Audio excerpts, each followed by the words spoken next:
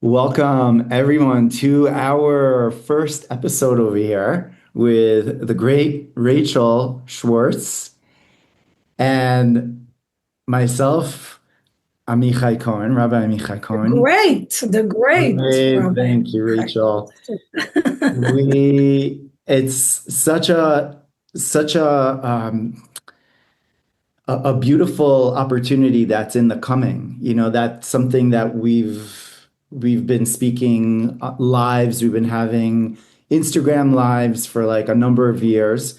And the truth is, regardless of who's listening, the fact is like we just have great conversations on the Right. month, and they're so on point that we I don't know, it was actually before that we had the course that we did a course together on Kabbalah Yeah. and astrology, Yeah. right? Yeah. And But I think we started with I think we did a live, no? Or never. I we think we did a did a lot. video. Yes, we did Yeah. so the truth is, the backstory is that Rachel was on some Facebook group and she said something and it really triggered me. And I went and we had like, and I hate doing this, and I don't think I've ever done it after that, having like a sort of like a comment war on some level of like, no, you can't be saying that. I think it was about Taurus. And I was like, no, God is always merciful. Taurus is the month of transformation. And you were saying it's like this rigorness, being rigored in it. And we just, and I was like, who's this person? And then we have a mutual friend, really great friend, shout out Emily Francis, Yes. that was like, Rachel is amazing. And we just connected. And she actually put us in the same small article or documentary that she did on Yeah. Kabbalah and astrology. So we're both Yeah. on it. And so we did some sort of something together. And then I did a reading with Rachel, and that was like, that's it. This lady, she knows her stuff. She is like well versed in the stars and what's going on. And it's just a great fusion. It's just a really great honor to tap into your knowledge base, your expertise, and I guess our conversations into also Kabbalah, not also Kabbalah, but essentially, what is the deeper message that the times that we're in right now, the stars, the current events, how do we understand the current events, not just on the astrological level, just reading it on some pop, chart, some, newspaper. It's like so much deeper, and it's a wisdom that's there in our tradition that has been there since Abraham and Sefer Yetzirah, and the Bnei Saschar, the Sefer and the Zohar is replete in it, and understanding what the stars are, understanding that we're not limited by the stars, that essentially everything that is happening to us is happening for us. And Yeah. how do we tap into the deeper potential of the times that we're in? So I think this is really the essence of like what we're here to do. And before I And I let think also that I think a part of it is that we both are people that like we always look for a deeper meaning of things, and we don't like the just a superficial look at anything. We want to understand, we want to grow. So I think both of us are looking for it all the time. What is that ultimate truth that we need to live by? yeah, Right. And I thought of us also, we try the most as possible to live by it. And you know and that like one empower time you others were with it. talking, yeah, it's like one time we were talking about the whole energy of love, and like I don't know if you remember, but you said something like, yeah, because love is the creator. Like love is the energy of the creator, right? So at the end of the day, all we want in this lifetime is to tap into the energy of love, not because we're needy or because we can't do it by ourselves, because actually we want the creator. Yeah. We are meant, we're meant to be vessels to the love of the creator. So it's interesting because it's tonight we have the ultimate love, right? Exactly. So how do you tonight is, and we decided to start and to have this first episode Yeah. specifically in honor of Tu B'Av, of this Yeah. incredible astrological day. In fact, the Talmud says that there were no greater days on the entire calendar than the 15th of Av and Yom Kippur, Yes. Yes, where it's we true. have to understand what's so great about this day. It's a full moon. What's the greatness of this full moon? What does the full moon in Leo actually mean? What is Yeah. Leo at all? What is Av? So much is happening now to us astrologically in Av, in Leo, Jupiter. And so maybe you could speak a little bit about And the also placement. what is called the head and the tail of the dragon that moved to Leo and Aquarius. And we know that the full moon is the full capacity of the moon. And Av is the month of the sun. So we have here the full feminine energy and the full masculine energy. And that's why it's such a powerful day. The moon is it's in full capacity, which means that the ability to receive in a spiritual way is it's in its highest level. And the sun, you will explain it probably better than I do, but the sun is the Ranpin. The sun connects us to the masculine.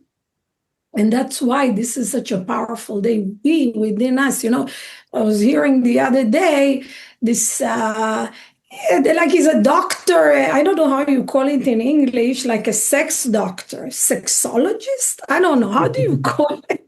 But that's what he does. And he said that we all have both inside of us. So it's like a spectrum, right?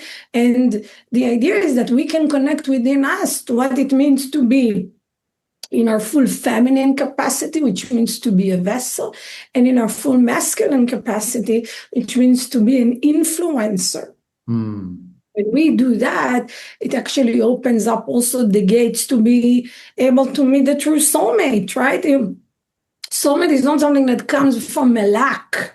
It comes actually from being in my full potential, right?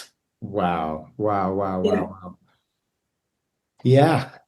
That we're all halves, but at the same time, we're also a full.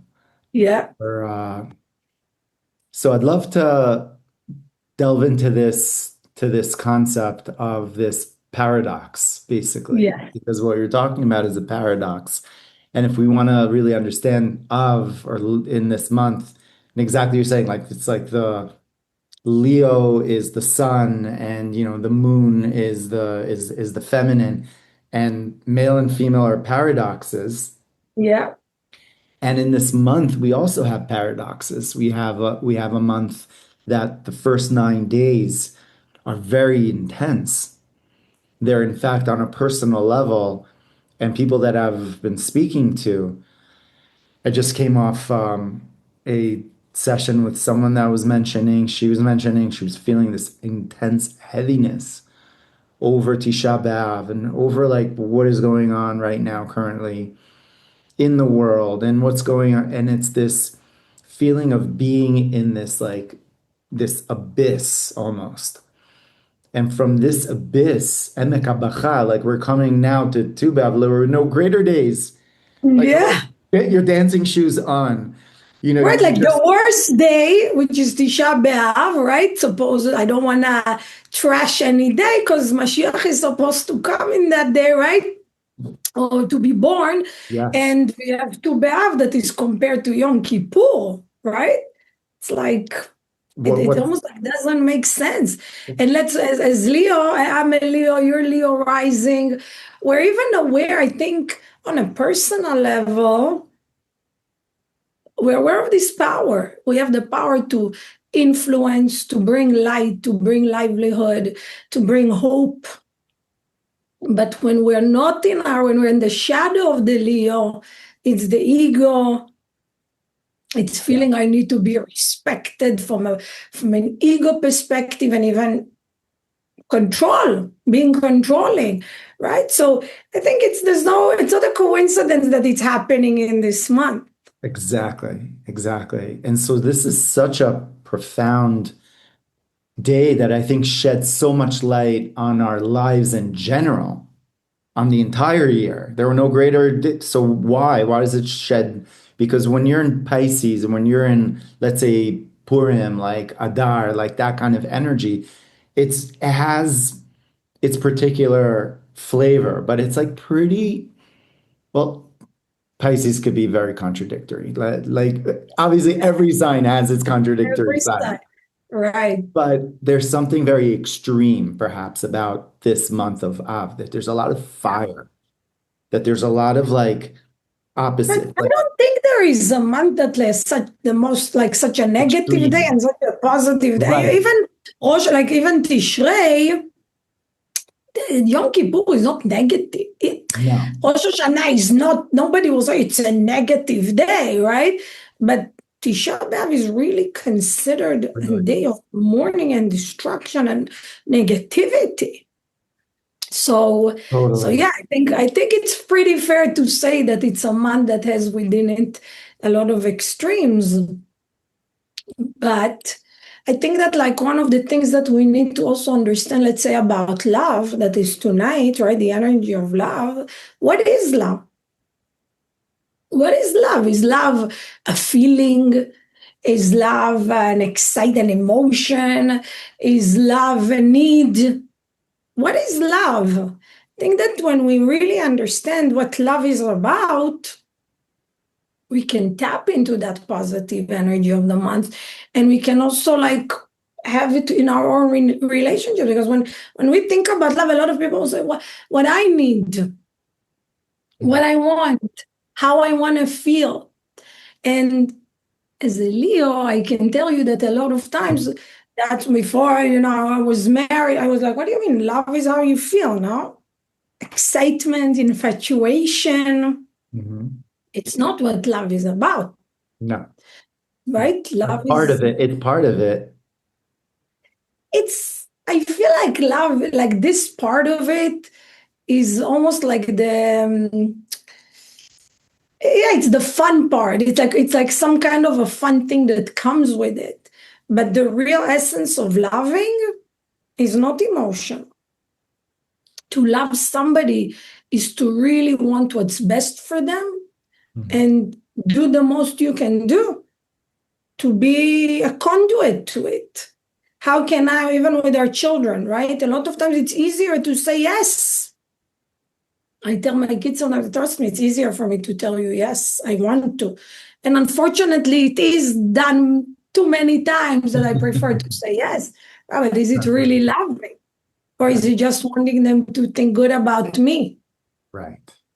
Right. Right? So I Or it's think at the end easier. of the day, this is really the creator shows his love, his, however, but not only by giving us what we want, It's also by good restricting. for us. It's like you said in the beginning, it's what's good for us. It's, so I So I think this had is so I had this thought like that came to me over Shabbat about, and it kind of like just really resonated than ever before. We say on Lecha Dodi that we're in Emek HaBacha, we're in like the depth of like Bacha means of crying, right? yeah. V'hu yachmol alaych chemla, and he will have compassion, yachmol, like twice. The word chamal or chemla is even greater than mercy, which is rachamim. Like we have Yeah. mercy on someone, but it goes up to a certain level. Compassion is endless. Chemla. In fact, it's the first thing that we say in the morning. Modeh ani lefanecha, she'echzarta bi nishmati bechemla. Like God Mm. loves me infinitely and unconditionally. That's So how love. do we learn to love with Chemla? How do we learn the concept of Chemla, right? Of compassion. Right. I heard somebody saying one time that Chemla, that compassion, is when you look, if I have like, let's say, mercy on somebody, rachamim, I think I nebech, or I think, oh, I feel bad for that person. I talked about Pisces before. A lot of times Pisces will feel bad for a person. Oh, I feel so bad Right. for them. I feel, right, Right. is this Chemla No. Right. And this person said, and I really loved it. He said, Chemla and compassion is when you look at somebody else and you say, it could have been me in this situation, but not because it's about me. Because I'm not looking and thinking, oh, it's like this poor person is separated from me and I feel bad. It's like, it could have been me. I'm not judging them as weak or Exactly. it could have been me. There too. And I think that when you feel it, first of all, as soon as you feel it could have been me, there's a part of you that has more compassion or more care because you don't look at it like, sometimes people see homeless people and they would say, oh, go work. And again, we know that poor people are there to help us actually share, right? If there's a poor person, and again, I'm not saying that every person that you think is going to buy drugs with your money, you should give them your money. But the place of feeling compassion is looking and not saying, go to work. It's saying, it could have been me too in this situation. And how would I want to be treated? And it's not that I'm better than them. Yeah. It's right now that I am in a position that gives me the ability to give. But I can be in a situation that needs to receive. Yeah. And it's almost like putting us in God's level of compassion, where we could Yeah. have our human compassion, but like God's compassion is like this person is is a human being, and that includes ourselves also, Yeah. which Yeah. we often forget to have the Chemla, like to have that The compassion hardest, on I us. think. So how could we have compassion on anyone else? Right. Because it's like, you and I both know it with the Virgo energy, with the Leo. We expect a lot from ourselves. Yeah, And, right, the Leo is a very harsh energy. It's the sun, totally. it's burning. Yeah, Right? You have Leo rising. So the place that we are able to say, so what? You're human. exactly. You're Exactly. not, you're going to make mistakes. It's a part. I don't know that somebody said that, I wish I remembered where it was from. It was something like, we're meant to fall. Yeah. The process of this lifetime is that we're meant to fall It's a setup. because from there do we rise. You know where it's coming from? You remember Sheva something? Yipot Tzad, like a tzaddik will fall 7 times, like King Solomon. Yes, Sheva yes, but Yipot. it's Yeah, almost like it's the place that we understand that there's a part of us that when we make mistakes or when we're not amazing or we act in a way exactly. that is not aligned with what we think we should be, Meant to be. exactly, Right. that we're meant to fall, that it's a Right. dikud, the righteousness comes when you fall 6 times, you're gonna get up 6 times, right? Like you're not gonna I think this is what it is, right? And it totally, and wherever we are, it's exactly where we're meant to be. Yeah. On Tisha B'Av, I had a horrible experience. Like I really did not have like the most Like you wonderful day. felt bad in the fast. Well, it was intense, but then I had this intensity also directed towards my children, like a number of my children. And I realized that, and the next day or right after, I felt like so like bad. I felt so like embarrassed I that this is where it was directed.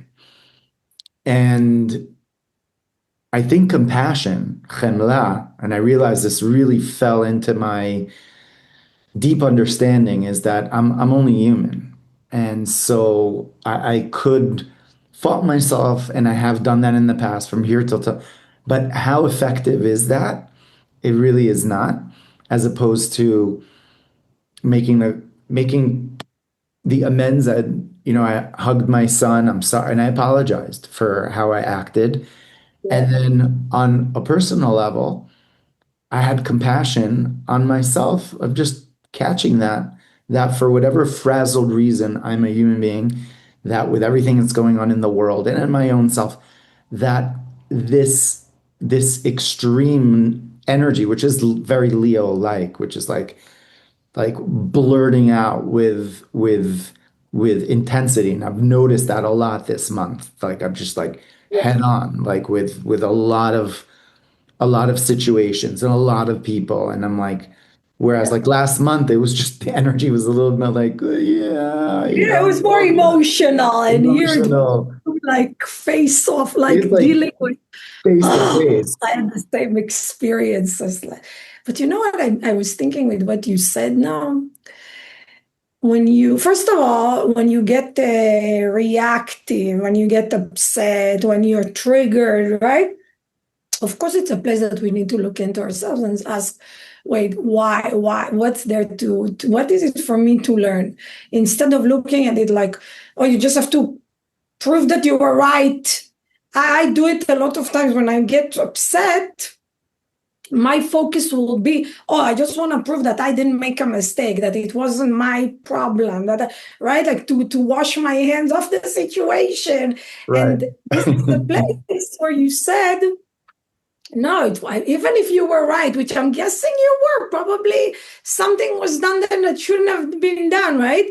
But is it the best way to approach it? Is it the Right. best way to communicate it? Is it, and even if you are right, is there a better way to operate? And Yeah. I think when, But as a Leo, how do we catch ourselves in that situation that we're already in the loop of I've made the mistake and I'm already in the emek habacha. I'm already like in the depressed I'm in place. so and I could delude myself as saying, well, I am right. I am but it doesn't help this entrenched feeling. And Yeah, I I think think, that the answer is really is compassion yeah. for ourselves. Is there a point? And you know, it's like, I don't know if you ever watched, did you ever watch the show Ted Lasso? I love it. It's brilliant and No. it's very spiritual. It's like really cool. It's on Apple TV. Nice. But there's a therapist on the show that tells the main character, the truth will set you free, but it will first piss you off. And I thought it was so brilliant, right? So it's like you look and you say, "Ah, I'm not perfect.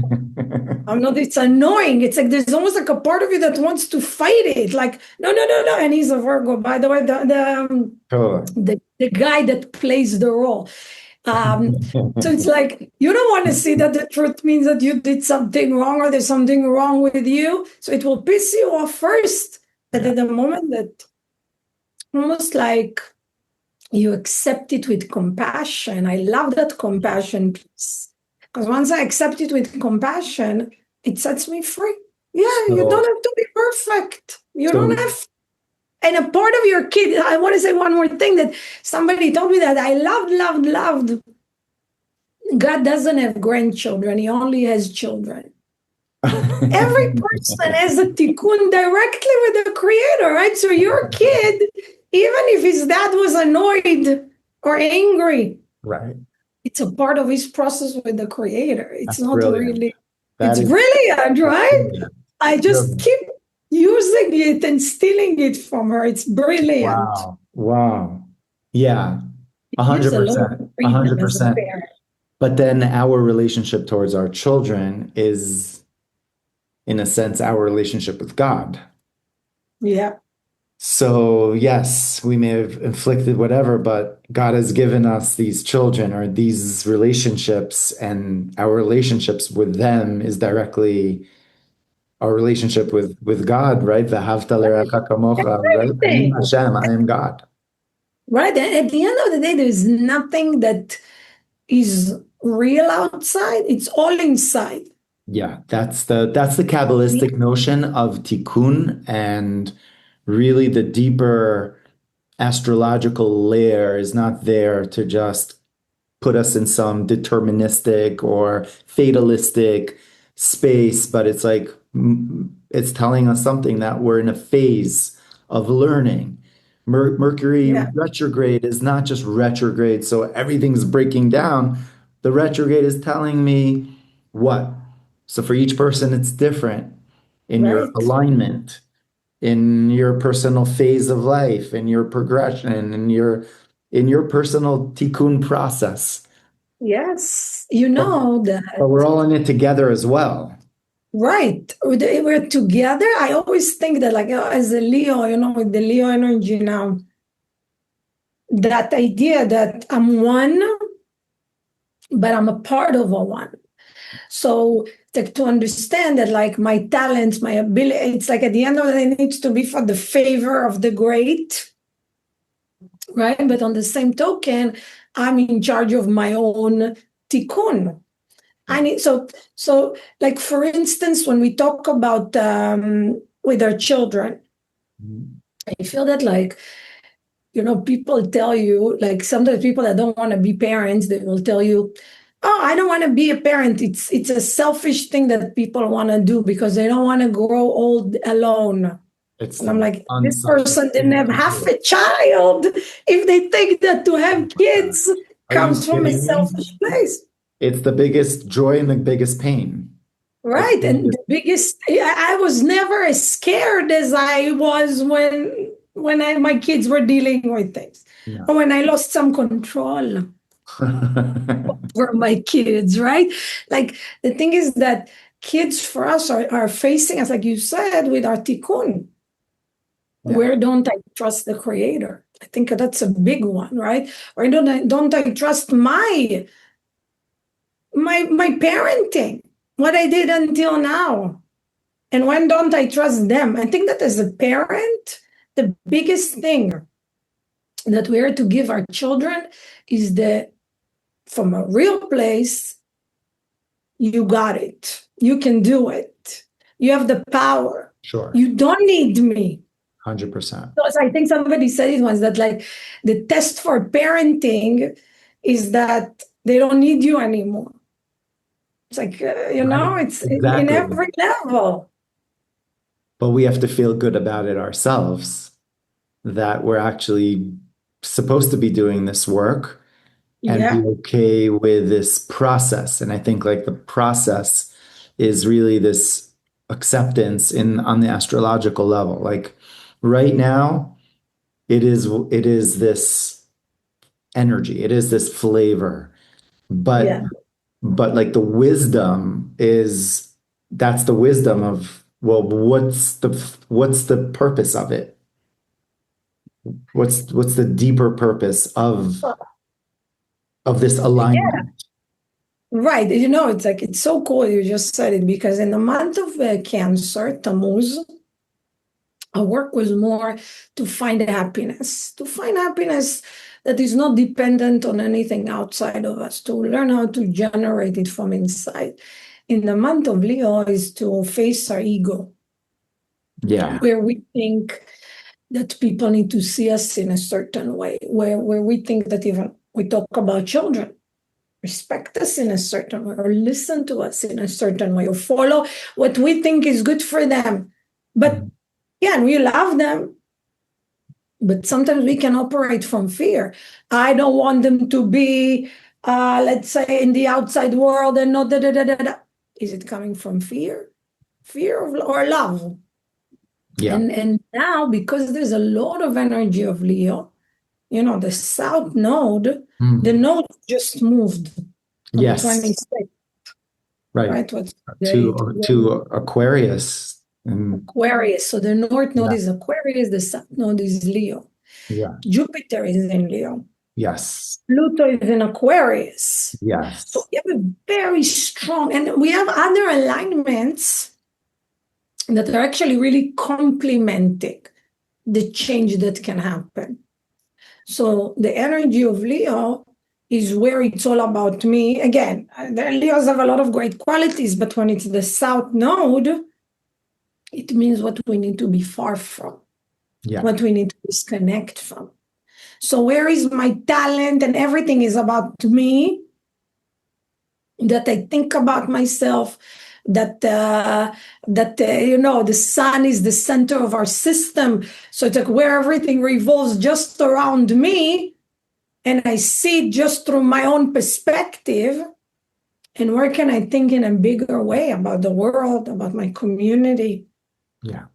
for the people, about how do I use the Tikkun, the work of Tikkun with these nodes in the next 20, I mean, it's gonna be like 2 years, this energy.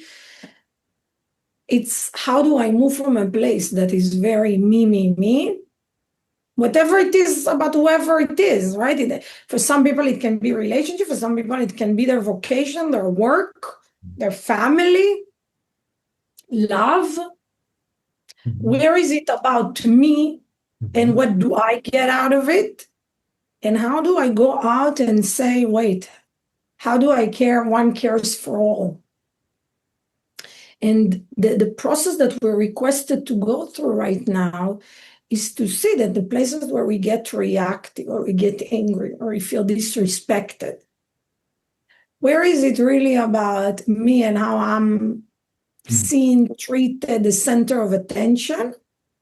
And where can I go out of myself from an aerial view to, wait a minute, maybe it's something that you need to change right now to get rid of, to clean, because like even Pluto that is an Aquarius and is making an opposition to any Leo energy that we have in our charts, it's about getting rid of the unwanted. Yeah. And it's not now at the end almost of the cycle, not the end, but it's going to get to a point that Pluto is going to make a conjunction to the North Node, which is in a world level can bring us an energy of the next level of consciousness, which is really it's not about the physical. Life is not about the physical. The physical world is an illusion. The Aquarius energy, the age of Aquarius, is there to teach us that everything that we see outside of us, like we said, it's not really outside, but not only that, it's an illusion. We're in a world of illusion. The illusion is starting to unravel. And the more we understand that everything in my life is not about this person did it, or, I don't know if you want to get there, but a lot of times when you're in a situation like in Israel, when people are very intense as people, and the energy of Israel is very intense. It's how am I going to get what I need? How am I going to get what I want? How it needs to be about me. I'm going to protect myself. To know that when I understand that the protection comes from the Creator, what I need comes from the Creator, I need to think about others, the protection comes. That's the paradox, Yeah, it's a very, very, very, very big and deep paradox. And I'm so glad that we're talking about it, because just the fact of talking about it and being aware of it. And I think again, coming back to the focus of this, of this show and of this, I don't want to call it conversation together. Really, what it is hopefully bringing more awareness to the intensity that's happening right now. Before we started recording, we were saying like right now people are so thirsty for answers of like, well, what's going on?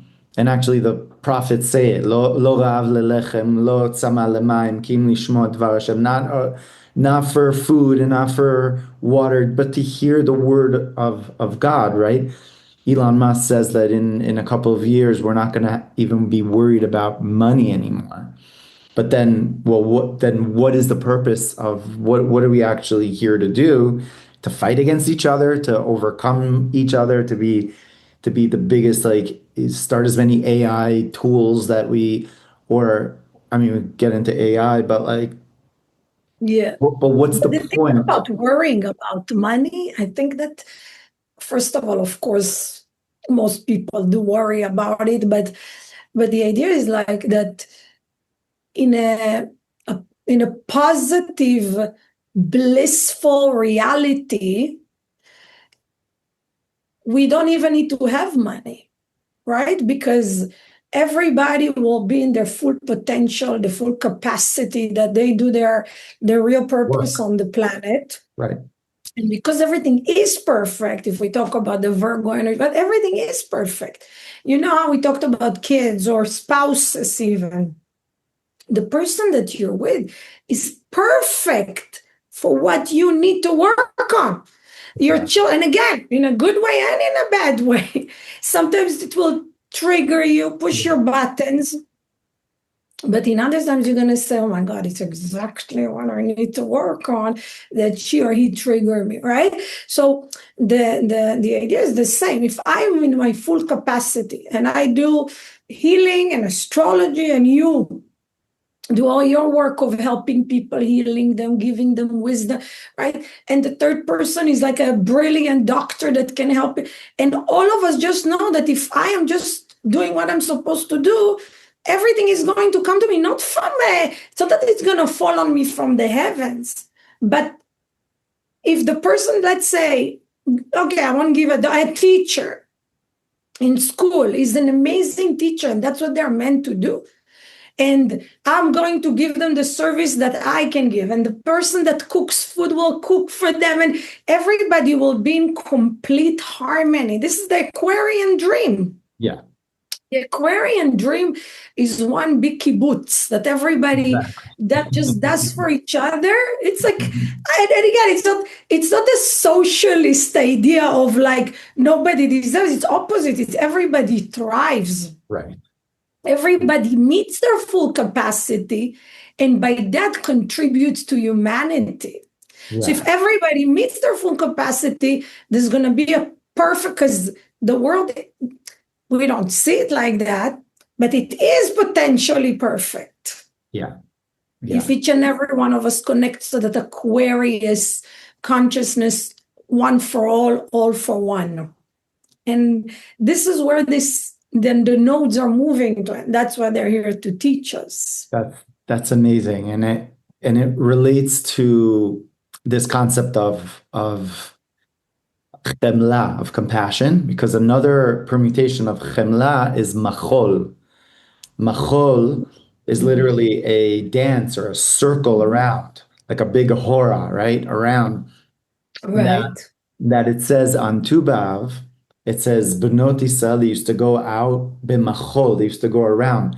And it says Latid Lavar, the Talmud says, it says that we're all going to go around in one big circle and we're going to say Ze Keli Vanved, this is the God, but we're going to go around in a circle. And that relates really so much to what you were saying about the nodes, that this concept of the circle and really the concept of love on the deepest level is that it's not contingent. We're all in one big circle, regardless of your background, your knowledge base, we're all in it together.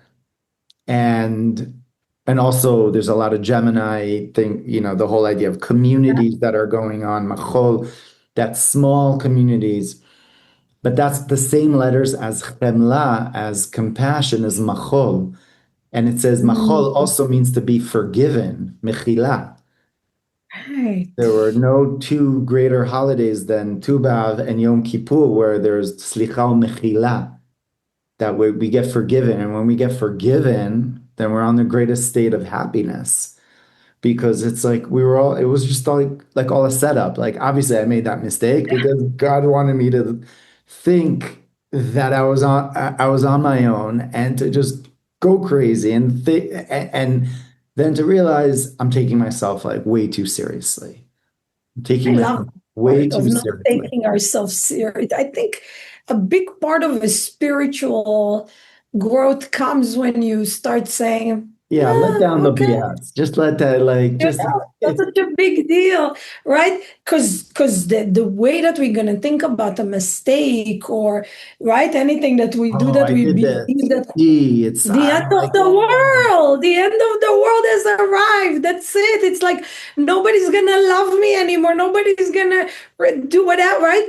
But at the end of the day, there's always room for tshuva. There's always room for change. There's always opposite. It's like this world was created for us, yes, to fall, yes, to be sometimes maybe like not the perfect selves that we're meant to be. It's like if we think that we only have to be safe, sanitized, pure, in Hebrew you say like a pharmacy, that everything will be perfect, clean, organized. We live in a with gloves. sterile, yes, we live in a sterile life. We're not gonna grow from it. We're not gonna No, change. We're not but gonna go. It's like the fear of like falling, for which is the sure. natural fear, is actually somewhere we need to say, no, I'm gonna fall and I'm gonna get up because this is the process. And if I'm only right or perfect all the time, I'm doing something wrong. It's like a couple that never fights. Right. Right? A couple that never fights doesn't grow. And then one day one of them comes and says, I'm done. I don't want to be here anymore. Because the friction, again, I'm not telling you go fight proactively, even though I have Aries moon and sometimes I like to fight. But but but the idea is really to know that the friction is also a part of the growth.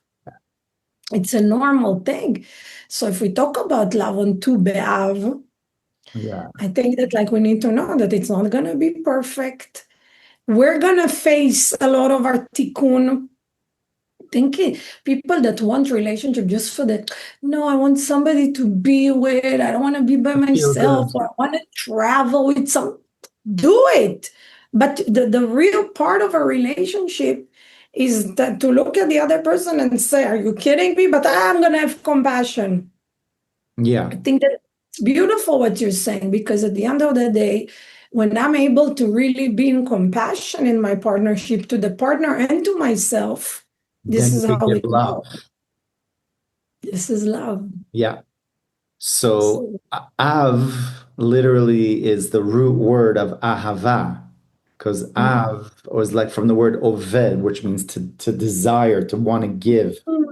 So Mm. ahava really means the desire to give. It also means have, the Zohar says, like a dog barks, have, like barks because they just want to receive. That's true. Yeah.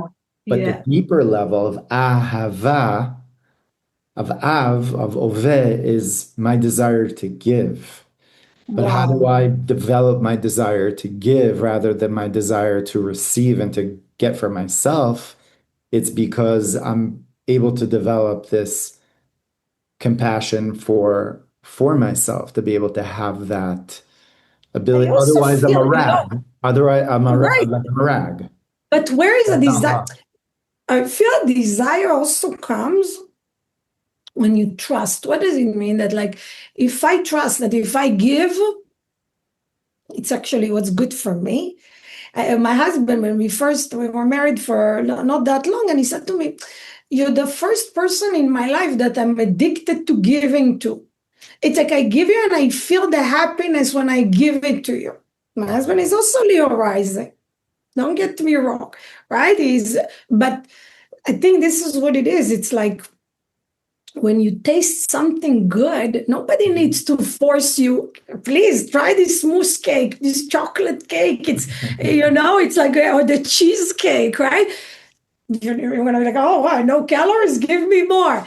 So I think that once you taste that taste of unconditional love, Yeah. doing for somebody else and how eventually it makes you feel and how your mood can be much better because you gave, not because you received, then you can get addicted to that flavor and you're not going to need anybody to force you to do it, you know?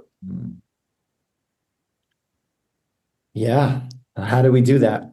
That's I that think the that's why the trust is to say, even if now I feel like, no, I need to win very small, right? I need to win the argument, or it has to be my way, what I think is right. And then I said, well, pause for a second. What is giving now? Giving is to stand and say, I am right and it has to be my way. Or giving maybe is for a second, giving the other person a chance that it will be their way. And if I allow myself just to say, I'm willing to taste, like I'm willing to, with the kids, sometimes you used to tell them, taste it, but I don't like broccoli, just taste it. If we just give ourselves the taste, even if it looks to us uncomfortable and not right or not fair, or I have to teach somebody something or school them or what, breathe. What is a loving thing to do? Yeah, but taste it. Taste the taste of unconditional love. Exactly. Taste the taste of true sharing. And once you taste it, I really think my husband is right. There's something like with our kids, it's very easy to see it, right? When we give them, it's like, right? It's we love it. I mean, unless they're annoying and don't appreciate, and then we get annoyed. But at the end of the day, right? When you love someone, when you have a puppy or when you have a baby, like you don't want to stop giving to them, right? Because there's something addictive once you allow yourself to let go of your ego or the need to be the strong, the right, the respected, the my way or the highway, you say, oh, it's ego. And once you let go of it and you really practice it, it feels really nice. It's not, it's not suffering to love somebody. It's It's actually immediately redeeming. making us the recipient from the creator, right? Because we become a channel of unconditional love, which is the energy of the creator. It's redeeming. Yes, it's the So true very, very freedom, much a right? redeeming, forgiving Wow. joy. So while it's love, but the truth is that it's joy. So coming Yeah, back to Tu B'Av, there were no greater days on the holiday, on the calendar calendar. Yeah. that we have. So why is it such a great day on the calendar?